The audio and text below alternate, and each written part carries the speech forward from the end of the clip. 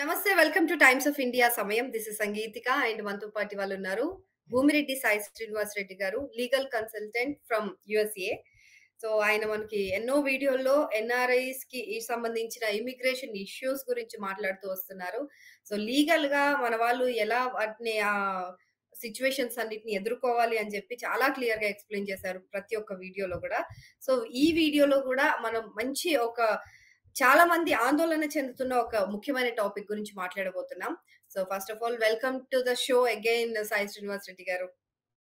Thank you అండి. Thanks a lot. So, ఇవాళైతే చాలా మంది ఒకటే ఆందోళన చెందుతున్నారు. అంటే హెచ్-1బీ వీసా పైన ఉన్నవాళ్ళు కూడా ఇండియాకి వచ్చి ఒక 2 నెలలు ఉండిపోయి తర్వాత మళ్ళీ బయలుదేరి వాళ్ళు యూఎస్‌కెళ్ళాలంటే అక్కడికెళ్తే గూడా మళ్ళీ రివోక్ జేస్తారేమో వీసా అన్న భయమైన పరిస్థితి వచ్చేసిందనమాట. ఎందుకంటే రీసెంట్‌గా ఒక ముగ్గురిది వీసా అలాగే రివోక్ చేశారు. 60 డేస్ కంటే ఎక్కువ ఉన్నారు మీరు ఇండియాలో అని చెప్పి ఆ రీజన్‌తో రివోక్ చేయడం వల్ల చాలా మంది ఇప్పుడు భయాందోళనలోకి వెళ్ళిపోయారనమాట. సో, వాళ్ళందరికీ అంటే ఈ రూల్స్ ఉన్నాయా? ఆ రూల్ గురించి అసలు క్లియర్‌గా ఎక్స్‌ప్లెయిన్ చేయండి. థాంక్ యూ అండి. సో, ఈ రీసెంట్‌గా నాకు తెలిసినంత వరకు ఒక గత 4, 5 రోజుల క్రితము ఇలా పెట్టడం జరిగింది. సో, నాకు తెలిసినంత వరకు అంటే మనం న్యూస్ ఆర్టికల్స్ ద్వారా మనం చూసిండేది. సో, ఒకరు హైదరాబాదీ వ్యక్తి అట్లనే ఇంకా ఇద్దరు బెంగుళూరు వ్యక్తులు. సో, వాళ్ళందరూ అబుదాబి ప్రీ క్లియరెన్స్ ఈ ఫెసిలిటీలో ఈ యూఎస్‌కి రావాలనుకోని అక్కడ ప్రీ క్లియరెన్స్ చేయడానికెళ్తారండి. సో, వాళ్ళు ఒకరు దాంట్లో ఏం చేస్తారంటే ఒకరు 2 నెలల 27 రోజులు ఇండియాలో ఉంటారు. అట్లనే 3 నెలల పైభాగానికి ఒక ఇద్దరుంటారు. వాళ్ళందరికీ ఏమి రీజన్స్ లేకోకుండా అన్ని డాక్యుమెంటేషన్ ఉన్నా కానీ, అంటే వాళ్ళ లీగల్ డాక్యుమెంటేషన్ గాని, వాళ్ళ ఎంప్లాయీ రిలేషన్‌షిప్ కానీ, పే స్లిప్స్ కానీ, వాళ్ళ జాబ్ ఇక్కడున్నా కానీ, వాళ్ళ వీసా రివోక్ చేయడం జరిగింది. అంటే వాళ్ళకక్కడ ఏమైతదంటే, సో ఎందుకు చేశారు అని అడగడానికి కూడా అక్కడ ఉండే సిట్యుయేషన్ కూడా సరిపోదు. అంటే అక్కడ ఆ ఓకే. ఛాన్స్ కూడా రాదు. సో ఎందుకు చేశారు అనే దాని గురించి మనం డిస్కస్ చేద్దామండి ఈరోజు.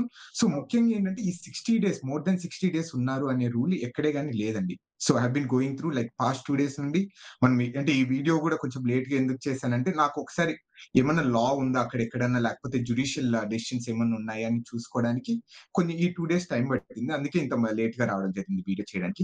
ఎక్కడే గాని మోర్ థాన్ 60 డేస్ మీ దేశంలో ఉంటే అంటే ఫర్ ఎగ్జాంపుల్ ఇండియాలో గాని, పరాయి దేశంలో గాని ఉంటే సో వీసా రివోక్ అయితాదా? కాదా? అనేది ఎక్కడే గాని లేదు. వీసా అయితే రివోక్ చేయకూడదనైతే ఉంది. కానీ చెయ్యాలి అనేదైతే ఎక్కడ లేదు. చేయకూడదు అనేది కూడా ఎక్కడ లేదు. సో ఇదంతా డిస్క్రిషనరీ ఆఫ్ ద సీబీపీ ఆఫీసర్‌లో ఉంటది. అంటే సీబీపీ ఆఫీసర్ అంటే కస్టమ్స్ బోర్డర్ ప్రొటెక్షన్ ఫోర్స్ అని. సో వాళ్ళ ఆఫీసర్ చేతిలోనే ఇవన్నీ నడుస్తూ ఉంటాయండి. సో, మరిప్పుడు ఎందుకు ఈ 60 రోజులు దాటిందని చెప్పి వీళ్ళు రివోక్ చేయడానికి కారణాలు ఏమని చూపిస్తున్నారు మరి?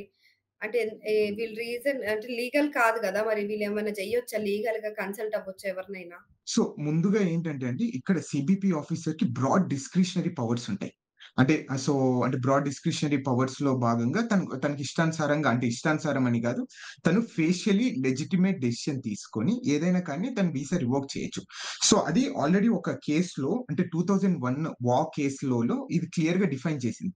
సీబీపీ ఆఫీసర్‌కి ఓన్లీ మీరు అంటే వీసా రివోక్ చేసేది ఏ ఏ సందర్భాల్లో చేయొచ్చు అంటే ఇప్పుడు ఫర్ ఎగ్జాంపుల్ ఏదన్నా నేషనల్ సెక్యూరిటీ కన్సర్న్స్ కానీ, లేకపోతే మీరేమన్నా ఇక్కడికే వచ్చేసి మైగ్రేట్ అయిపోతారా? లేకపోతే ఇమిగ్రెంట్ అయిపోతారా అని, లేకపోతే హెల్త్ రిలేటెడ్ గ్రౌండ్స్ కానీ, లేకపోతే మీరేదన్నా ఫ్రాడ్ మిస్‌రిప్రజెంటేషన్ చేశారు.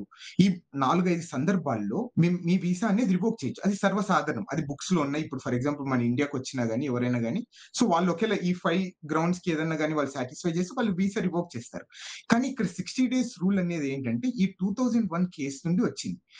ఎప్పుడైతే సీబీపీ ఆఫీసర్ వాళ్ళు ఫేషియల్లీ లెజిటిమేట్ డెసిషన్ తీసుకొని వాళ్ళ వీసా రివోక్ చేసి అంటే మోర్ దెన్ 60 డేస్ ఉండడం వల్ల మీరు మాకేం యూజ్ ఉంటది? మేము హెచ్-1బీ హోల్డర్ దేనికిచ్చాము? మీరు ఇక్కడికొచ్చి మాకు పని చేయాలి. లేకపోతే మా కోసం పని చేయడం ఈ అమెరికన్ ఎకానమీని అభివృద్ధి చెందడానికి మీరు ఇక్కడ పని చేయాలి. సో మీరు ఇండియాలో ఉండడానికి కాదు, మీ స్వతహా దేశంలో ఉండడానికి కాదు అని తను అనుకోవడం వల్ల అతను హ్మ్. బ్రాడ్ డిస్క్రిషన్ వాడి అతని వీసా రివోక్ చేయడం జరిగింది.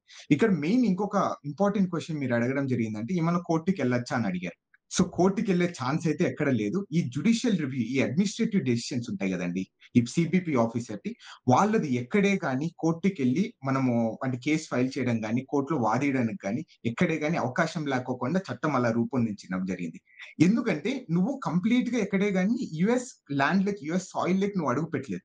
నువ్వు పోర్ట్ ఆఫ్ ఎంట్రీ అనేది యూఎస్ ల్యాండ్ కాదు. So that's okay. Completely grey area. అంటే ఇట్స్ వితిన్ ద గాని లేకపోతే మీరు లీగల్‌గా యూఎస్ ల్యాండ్‌లోకి ఎంటర్ కాలేదు. సో మీరేదైనా క్లెయిమ్ జేసుకోవాలనుకున్నా గాని, లేకపోతే అసలు కోర్ట్‌కెళ్లి మీరు ఫైల్ జేయాలన్నా గాని, మీరెక్కడో అబుదాబిలో ఉన్నారు, లేకపోతే పోర్ట్ ఆఫ్ ఎంట్రీలో ఉన్నారు.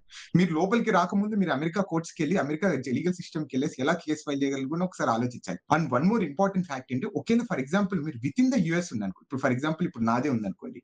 నా వీసా రివోక్ అయిపోతే ఇప్పుడు నాకు హక్కుంటది. నేను అప్పుడు ఈ జ్యుడిషియల్ రివ్యూకి నేను కోర్ట్‌లో కేస్ ఫైల్ చేయొచ్చు. అంటే ఈ సబ్స్టాన్షివ్ రైట్స్ కానీ, లేకపోతే ప్రొసీజరల్ ఎర్రర్స్ కానీ, ఈ 2 బేసిస్ తీసుకొని మనం కోర్ట్‌కెళ్ళే అవకాశం ఉంటది. కానీ పోర్ట్ ఆఫ్ ఎంట్రీలో జరిగేది ఏదే కానీ మీరు కోర్ట్‌కెళ్ళి దీని గురించి నా వీసా వాళ్ళు రివోక్ చేశారు, నన్ను కాపాడండి అనేది కోర్ట్‌కి ఎక్కడే గాని వెళ్ళే అవకాశం లేదు. మరి అట్‌లీస్ట్ ఎంబసీస్‌లో అయినా ఏమన్నా కంప్లెయింట్ ఇచ్చే అవకాశం ఉందా? అట్‌లీస్ట్ రిక్వెస్ట్ చేసుకునే అవకాశం ఒకటి. అంటే మళ్ళీ ఇప్పుడు వాళ్ళక్కడ జాబులు చేస్తూ ఉంటారు హెచ్-1బీ వీసా అంటే. ఇప్పుడు వాళ్ళ జాబ్స్ అన్నీ పోతాయి. ఇప్పుడు ఈ వీసా ప్రాబ్లమ్ వల్ల. సో, వాళ్ళకు ఫ్యామిలీస్ ఇవన్నీ గూడా ఎఫెక్ట్ అయిపోతాయి గదా! అండ్ అండ్ మెయిన్ సో ఇక్కడే అండి చాలా మందికి చాలా డౌట్స్ ఉంటాయి. వీసా అనేది సో ఐఎన్ఎస్ అంటే ఇమిగ్రేషన్ ఐఎన్ఎస్ దాంట్లో క్లియర్‌గా రాసుందండి. ఏంటంటే వీసా అనేది ఒక travel document. It doesn't have any right to enter the United states అని. ఇది జస్ట్ మీకు టికెట్ లాంటిది. నేను చాలా సందర్భాల్లో చెప్పాను. వీసా అనేది కంప్లీట్‌గా టికెట్ లాంటిది. మీరిక్కడ లీగల్‌గా ఉండడానికి ఇదంతా వాళ్ళు అలో చేస్తారా? లేదా? అనేది కంప్లీట్‌గా సీబీపీ ఆఫీసర్ డిస్క్రిషనరీలో ఉంటది. మీకు వీసా వచ్చిందంటే మీరు ఇష్టానుసారం మీరు అమెరికాకి రావడానికి ఉండదు. అక్కడ సీబీపీ ఆఫీసర్‌ని మీరెప్పుడు సాటిస్ఫై చేస్తారో, అప్పుడే మీరు అమెరికాకి రావాలి. ఇక్కడ చాలా సందర్భాల్లో చెప్పడం జరిగింది. సో, మనం గూడా మాట్లాడడం జరిగింది. Visa is not a right, it's a privilege అని. ఇది కొంతమందికే ఇస్తారు. సో, కొంతమంది సో, వాళ్ళ గుణాలను గాని, వాళ్ళ చదువును బట్టి వాళ్ళకొకటికి వీసా ఇస్తారు. లేకపోతే మీరిక్కడ చదువుకోవడానికి ఆ పర్పస్ కోసమే వీసా ఇస్తారు. అది కంప్లీట్‌గా ప్రివిలేజ్. మీకు వీసా వచ్చిందని మీరు లోపలికి రావాలి, మేము లోపలికి వచ్చే హక్కుందని మాత్రం అనుకోవడం, సో, మన అపోహనే అనుకుంటానండి. సో, మరిప్పుడు వాళ్ళ పరిస్థితి ఏంటన్నట్టు? వాళ్ళ అగమ్య గోచరమేనా వాళ్ళ పరిస్థితి ముగ్గురు గూడా? అంటే యూజువల్‌గా సో, అండి ఇక్కడ ఇంకా one of the so, best thing ఏంటంటే, సో, వాళ్ళకు సో, నార్మల్‌గా 22 సీఎఫ్ఆర్ అంటే so, code for the federal regulations 41.122 హెచ్‌ఈ ఇచ్చారు. హెచ్-3 ఇచ్చారు. అంటే ఏంటంటే సో, ఏలియన్ అంటే మనము. సో, ఎవరైనా గాని అమెరికాకొచ్చేటప్పుడు ఈ సీబీపీ ఆఫీసర్ గాని వాళ్ళని ఏదన్నా ఒక 235 క్లాస్ ప్రకారం అంటే కొన్ని డినై ద అడ్మిషన్ చేసినప్పుడు వాళ్ళు వాలంటరీగా విత్‌డ్రా చేసుకున్నారు. వాళ్ళ స్వతహాగా వీళ్ళందరూ ఓకే. మీరు మాది వీసా రిజెక్ట్ చేయకండి. మేమే వెనక్కెళ్ళిపోతామని వాళ్ళు వెళ్ళిపోవడం జరిగింది. ఎందుకు తీసుకున్నారు అనుకుంటే, వాళ్ళు ఫ్యూచర్‌లో మళ్ళీ అప్లై చేయడానికి ఒక ఛాన్స్ ఉంటది. ఒకేళ వీళ్ళే సీపీపీ ఆఫీసర్ ఒకేళ డినై చేసి వీళ్ళని డిపోర్ట్ చేయడం కానీ, వాళ్ళ మీద ఏదైనా మార్క్ పెట్టారనుకో మాత్రం so, they can't come back again to the United states. అందుకే వాళ్ళు చాలా మంచిగా ఆలోచించి వాళ్ళు వాలంటరీగా విత్‌డ్రా చేశారు. మేము స్వతహాగానే ఎళ్ళిపోతాము. మేము కావాలంటే మళ్ళా కొత్త వీసా యేసుకొని వస్తున్నామని వెళ్ళిపోవడం జరిగింది. మళ్ళీ ఫ్యూచర్‌లో గూడా వాళ్ళు హెచ్-1బీ ఫైల్ చేసుకొని లేకపోతే సో, వేరే డిఫరెంట్ వీసాస్ ట్రై చేసి తప్పకుండా యునైటెడ్ స్టేట్స్‌కి రావచ్చు. అవకాశం కూడా ఉంది వాళ్ళకి. రైట్. సో, ఈ ముగ్గురు కేస్‌లో ఏంటండి అసలు ఈ ముగ్గురు ఒకే రాష్ట్రానికి చెందినవారా? ఈ ముగ్గురు గనుక ఇప్పుడు వాళ్ళు స్వతహాగా డినై చేసుకొని అంటే రివోక్ చేసుకొనొచ్చారా? లేకపోతే ఆఫీసర్ డినై చేసారా? సో, యూజువల్‌గా ఆఫీసర్ అనే అతను ఇక్కడ సీబీపీ ఆఫీసర్ ఏం చేశారంటే 235 క్లాస్ ఇన్వోక్ చేసి వాళ్ళకు మీరు యూఎస్‌లోకి అడుగు పెట్టకోకుండా డినై చేశారు. అంటే మీరు యూఎస్‌లోకి అడుగు పెట్టకండి అని చెప్పిన తర్వాత మళ్ళా వాళ్ళు ఏం చేశారంటే మేము అలా వద్దు. మీరు నన్ను పంపియకండి. మేమే స్వతహాగా ఎళ్ళిపోతామని వాలంటరీగా డిపార్చర్ అయిపోయారు. సో, వాలంటరీగా వాళ్ళంతకు వాళ్ళు వద్దులే ఇదంతా ఎందుకు రిస్క్ వాళ్ళు పంపించిననుకో ఏ ఫ్లైట్‌లో పంపిస్తారో, ఏ దేశానికి పంపిస్తారో తెలీదని సో, అంటే అట్లని కాదు just for the casual thing. So, ఏ దేశానికి పంపిస్తారని తెలీదని సో, వాళ్ళే స్వతహాగా మేమే ఎళ్ళిపోతాము అనేసి ఎళ్ళిపోవడం జరిగింది. వాళ్ళు ఒకరికి నాకు తెలిసినంత వరకు అంటే మనం గూడా న్యూస్ ఆర్టికల్స్‌లో చూడడం ప్రకారం ఒకరైతే ఆంధ్ర రాష్ట్రానికి చెందిన వ్యక్తి. ఆంధ్రనో, తెలంగాణలో. అట్లనే ఒక ఇద్దరేమో కర్ణాటకకు చెందిన వ్యక్తులు. సో, వాళ్ళందరూ చాలా డిఫరెంట్ రీజన్స్ ఉన్నాయండి. అంటే క్లియర్‌గా వాళ్ళు చెప్తున్నారు. మా దగ్గర అన్ని డాక్యుమెంటేషన్ ఉన్నాయి. మా దగ్గర ఎమర్జెన్సీ లెటర్ గూడా ఉంది. అంటే ఏదో వాళ్ళ ఫ్యామిలీ ఇష్యూస్ కానీ, హెల్త్ ఇష్యూస్ కానీ సో, హ్మ్. అన్ని ఉన్నా కానీ మా వీసా రిజెక్ట్ చేయడం జరిగింది. అంటే మమ్మల్ని డినై చేసి బయటికి పంపియడం జరిగింది. ఇది ఎంతవరకు న్యాయము అనేది అడుగుతున్నారు. అక్కడే అండి ఇప్పుడు ఎప్పుడైనా గాని లా అనేది చాలా క్లియర్‌గా చదవాలి. వీసా వచ్చినంత మాత్రాన మీరు అమెరికాలోకి అడుగుపెట్టి ఇక్కడ వర్క్ చేయాలని అయితే లేదు. వీసా అనేది జస్ట్ ఎ ట్రావెల్ డాక్యుమెంట్. మీరు ఇక్కడికి లోపలికి రావాలంటే at the discretionary of the CBP officer ఉంటది ఇదంతా. అనేది చాలా క్లారిటీగా తెచ్చుకోవాలి. అన్ని డాక్యుమెంటేషన్ ఉన్నా కానీ మీరు ఒకేళ సీబీపీ ఆఫీసర్‌ని సాటిస్ఫై చేయకపోతే మీ వీసా రిజెక్ట్ అయిపోతది. రైట్. సో, ఇప్పుడు ఈ పోర్ట్ ఆఫ్ ఎంట్రీ దగ్గర కదా ఇది రిజెక్ట్ అవుతుంది. సో, ఈ రిజెక్ట్ అయినప్పుడు వాళ్ళ ప్లేయింగ్ చార్జెస్ గాని, ఇవేమన్నా వాళ్ళకి తిరిగిచ్చే అవకాశం ఉందా? ఎందుకంటే దట్స్ ఫినాన్షియల్ లాస్ కూడా గదా! వాళ్ళకి. ఆల్రెడీ అదే అండి. ఇక్కడ టికెట్స్ ఇక్కడ బుక్ మీకు చేసుకున్నారు. కాదండి. అదే అండి నేననేది. ఇక్కడ మీకు అమెరికాకి రావడానికి ఎక్కడన్నా అంటే మన రాజ్యాంగంలో గాని ఎక్కడన్నా హక్కు రాసుందా? లేకపోతే అమెరికా రాజ్యాంగంలో ఎక్కడ హక్కు రాయలేదు కాబట్టి మనం లేదు. ఈ that's a compensation privilege. Claims వేసుకోవాలి. హ్మ్. దట్స్ ఎ ప్రివిలేజ్ అదే నేను చెప్తున్నాను. ఈ ప్రివిలేజ్‌కి ఎక్కడే గాని నేను కాంపెన్సేషన్ ప్లే చేసుకోవాలి. లేకపోతే నా ఫ్లైట్ టికెట్స్ అయింది.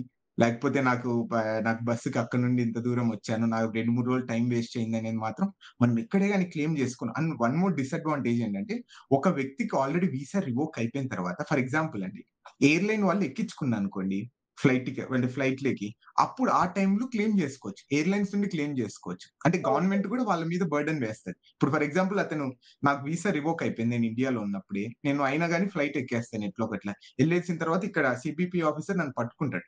అప్పుడు ఈ గవర్నమెంట్ ఏం చేస్తదంటే అప్పుడు ఎయిర్‌లైన్స్ మీద చార్జ్ జేస్తది. "అరే! నువ్వే గదరా వీడిని వీసా లేకపోయినా గాని వీడిని ఎక్కించుకొనొచ్చావు. వీడిని తిరిగి పంపించే బాధ్యత కూడా నీదే" అని అప్పుడు ఆ ఫ్లైట్ టికెట్స్ వాడి మీద వేసి నేను రిటర్న్ పంపిస్తా. అంతకు మించి ఎక్కడ అవకాశం లేదు మనకి. ఓహ్ గాడ్! సో, వీళ్ళకి ఫినాన్షియల్‌గా, ఎమోషనల్‌గా అన్ని కోణాల్లో లాసే. సో, అక్కడి వరకెళ్ళిన తర్వాత రిజెక్ట్ అయితే గనక. సో, అలాంటి అస్సలు పరిస్థితుల్లో ఏమి చేయలేని సిట్యుయేషన్‌లో ఉండిపోయారు. సో, ఇప్పుడు నెక్స్ట్ ఇంకా ఇప్పుడు ఇండియాకొచ్చిన వాళ్ళు హెచ్-1బీ పైన అక్కడ పని చేస్తూ ఇక్కడ ఏదో పెళ్ళికో, పేరంటానికో చాలా ఇంపార్టెంట్ థింగ్స్ ఉండి వచ్చిన వాళ్ళు 2 మంత్స్ దాటి ఉంటే గనక వాళ్ళకి ప్రమాదం ఉందంటారా? అంటే అండి ఇక్కడే అదే అండి. నేను గూడా చాలా సార్లు ఇదే దీని గురించే చదువుతూ ఉన్నాను. ఎక్కడే గాని 60 డేస్ కన్నా ఎక్కువ ఉండి ఇండియాలో గాని, వాళ్ళ దేశాల్లో ఉండి వీసా రివోక్ చెయ్యొచ్చు అనేది ఎక్కడే గాని వాళ్ళకి అధికారాలు ఇవ్వలేదు. ఇవంతా కంప్లీట్‌గా ఇదంతా అంటే రోజు రోజు పాటించి మాట్లాడి ఒక గత 20, 30 సంవత్సరాల నుండి 60 రోజుల కన్నా ఎక్కువ ఉండకూడదు, 60 రోజుల కన్నా ఎక్కువ ఉండకూడదని అది ఒక లాంటి రూల్ అయిపోయింది. యూజువల్‌గా నేను గూడా నేను విన్నాను. ఎందుకంటే 60 డేస్ కన్నా ఎక్కువ ఉండకండి అంటారు. అది ఎక్కడే గాని రూల్ లేదు. అయినా గాని మన వాళ్ళు మాట్లాడి అది రూల్ అయిపోయింది అనుకోని నేను అనుకుంటున్నాను. అండ్ హ్మ్. వన్ మోర్ థింగ్ ఇక్కడ మనం అంటే 60 డేస్ కన్నా తక్కువ ఉండడం వరకు చాలా బెటర్ అనిపిస్తుంది ఇప్పుడున్న పరిస్థితిలో అయితే. నెక్స్ట్ వచ్చేది కూడా 60 డేస్ కన్నా తక్కువే ఉండి మీరంతా ప్లాన్ చేసుకోవడం కానీ, అండ్ నేను అనుకోవడం వన్ ఆఫ్ ద థింగ్ ఏంటంటే ఇక్కడ ఇప్పుడు మీరు ఆ 60 రోజులు మీరు ఎంతగా ఈ ఎకానమీకి మీరు ప్రొవైడ్ చేస్తారు. ఫైనాన్షియల్ బెనిఫిట్స్ గాని, ఎకనామికల్ గాని, టెక్నాలజికల్ గాని మీరు చేస్తున్న పని ద్వారా ఇక్కడున్న ఒక 5, 6 కుటుంబాలు కానీ, లేకపోతే ఎకానమీ అనేది బాగుపడుతది. ఇప్పుడు ఫర్ ఎగ్జాంపుల్ నేనే ఉన్నాను. నేను జాబ్ చేస్తున్నాను. నేను ఫుడ్ కొనుక్కోవాలి. ఫుడ్ కొనుక్కోవాలనుకుంటే ఎవరి దగ్గర కొనుక్కోవాలి? ఒక షాప్ అమెరికన్ లైక్ ఇక్కడున్న అమెరికాలో ఉన్న ఒక షాప్ దగ్గర. అది కొన్న తర్వాత వాడికి ఎవరికి బెనిఫిట్ అయితది? వాడు గవర్నమెంట్‌కి టాక్స్ పే చేస్తాం ఇండైరెక్ట్‌గా. మళ్ళీ నాకు జీతం వస్తే ఏమైతది? మళ్ళా 30%, 25% అమెరికాకి మీరు టాక్స్ పే చేస్తారు. ఇలా మీరు ఇండియాలో ఉండడం వల్ల ఈ టాక్సెస్ కానీ, ఈ ఖర్చు కానీ మీరు పెట్టలేరు. దానివల్ల ఏమైతదంటే అమెరికా ఎకానమీ కానీ, స్పెండింగ్ పవర్ గాని తగ్గిపోతూ వస్తది. అంటే ఖర్చు పెట్టడం. అది కూడా వన్ ఆఫ్ ద రీజన్. అంటే ఈ సీబీపీ ఆఫీసర్ అనుకోవడం అనేది నేను అనుకుంటాను. ఈ ఫేషియల్లీ లెజిటిమేట్ డెసిషన్ అని తీసుకోవడం అనేది ఇది కూడా వన్ ఆఫ్ ద రీజన్ అనుకుంటున్నాను. సో, ఇప్పుడు ఇక్కడ ఇండియాలో ఉంటున్న వాళ్ళకి గానివ్వండి, అక్కడ యూఎస్‌లో హెచ్-1బీ పైన వర్క్ చేస్తున్న వాళ్ళకి గాని, మీరేం సలహా ఇస్తారు? ఇలాంటి సిట్యుయేషన్స్‌లో లీగల్‌గా అంటే ఎలాంటి జాగ్రత్తలు వహించాలనంటారు? ఇక్కడ లీగల్‌గా నేనేం అడ్వైస్ ఇవ్వకూడదండి. I'm not an attorney. I'm a pre bar associate అంటే నేను ఇక్కడ క్లారిఫై చేయాలి.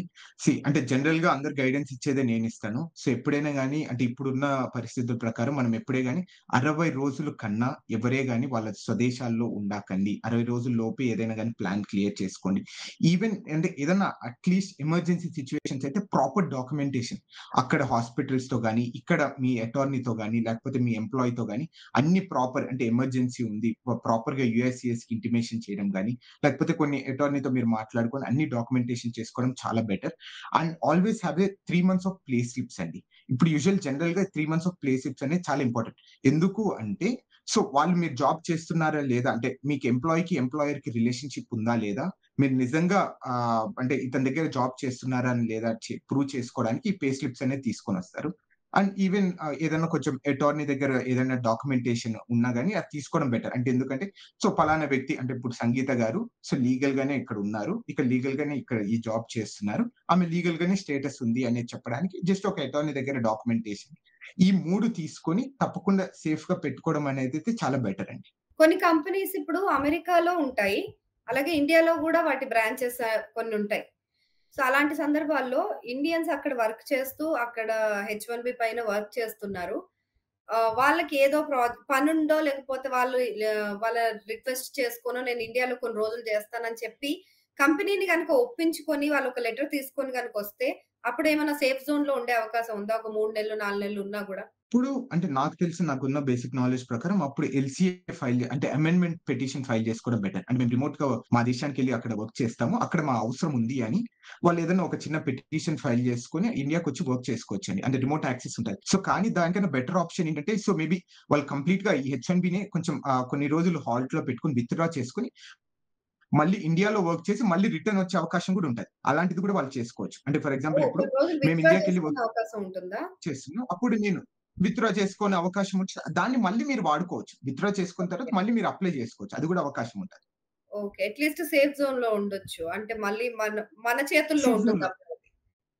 అవునవును. అంటే అట్‌లీస్ట్ లైక్ మీరు ఒక 5, 6 నెలలు లేకపోతే సంవత్సరం రోజులు ఉండాలనుకున్న టైంలో, ఆ టైంలో తప్పకుండా ఇలాంటిదేదన్నా వాడుకోవడం చాలా బెటర్ అండి. ఇప్పుడు చూడండి ఇప్పుడు గత ఒక 25 రోజులో, 26 రోజులో ఎక్కువున్నారని పాపం తన జీవితమే స్పాయిల్ అయిపోయింది. ఇప్పుడు తన అవును. తన జీవితం ఏంటి? తన భవిష్యత్తేంటి? సో, తను ఎన్నో కలలు కనింటాడు అమెరికాలో. ఇక్కడ ఇల్లు కొనడమో, లేకపోతే కారు కొనడమో, తనిక్కడే సెకండ్ ఫ్యామిలీ అనుకోని ఇక్కడ ఉండిండొచ్చు. సో, తన జీవితం అంతా కంప్లీట్ అయిపోయింది. ఇలాంటివి ఎందుకు రిస్క్ తీసుకోవడం? సో, బెటర్‌గా మీరేదన్నా ఇలాంటివి సిట్యుయేషన్స్ ఉంటే తప్పకుండా ఒక అటార్నీని మీరు హైర్ చేసుకొని, అటార్నీతో మాట్లాడి మీ సిట్యుయేషన్ అంతా ఎక్స్‌ప్లెయిన్ చేసి, వాళ్ళు మీకు డాక్యుమెంటేషన్ ఇస్తారు. ఇక్కడ ద ద రైట్‌నో నేను కూడా చూడడం ఏంటంటే అందరూ ఆన్‌లైన్‌లో అటార్నీస్ అయిపోయారండి. అయినా గాని అవును. జస్ట్ అంటే యూజువల్‌గా నాకేదైనా ప్రాబ్లమ్ ఉంటే నేను అటార్నీని అప్రోచ్ కావడమే. నా ఫ్రెండ్‌ని అప్రోచ్ అయితున్నా. సో, ఇది ఓకే. కరెక్ట్ కాదు. ఎందుకంటే రూల్స్ ప్రకారం రెగ్యులేషన్స్ మాత్రం అటార్నీకి ఐడియా ఉంటది. సో, వాళ్ళని కన్సల్ట్ అయిన తర్వాత ఏదైనా డెసిషన్ తీసుకోవడం చాలా బెటర్ అనుకుంటా. రైట్ అండి. నిజమే మీరు చెప్పింది గూడా. ఎందుకంటే ఏఐ వచ్చిన తర్వాత ఏఐ లాయర్‌లు గూడా వచ్చేసాయి. సో, దాంట్లోనే సగం ప్రాబ్లమ్ సాల్వ్ అయిపోతుంది, తెలిసిపోయింది అంతా అనుకుంటారు గానీ, ఎంతైనా కొన్ని కోణాల్లో ఆలోచించాలంటే లీగల్ అటార్నీని డైరెక్ట్‌గా కలిస్తేనే మంచిది మీరన్నట్టుగా. So, thank you so much అండి. మంచి ఇంపార్టెంట్ విషయం మాట్లాడారివాళ. అండ్ చాలా మంది అయోమయం అయిన పరిస్థితుల్లో ఉన్నారు. అలాంటి సందర్భాల్లో చాలా కీలకంగా వ్యవహరించాలి. చాలా ఆచితూచి వ్యవహరించాలని జెప్పి మరోసారి గుర్తు చేసినందుకు ధన్యవాదాలు. థాంక్ యూ అండి.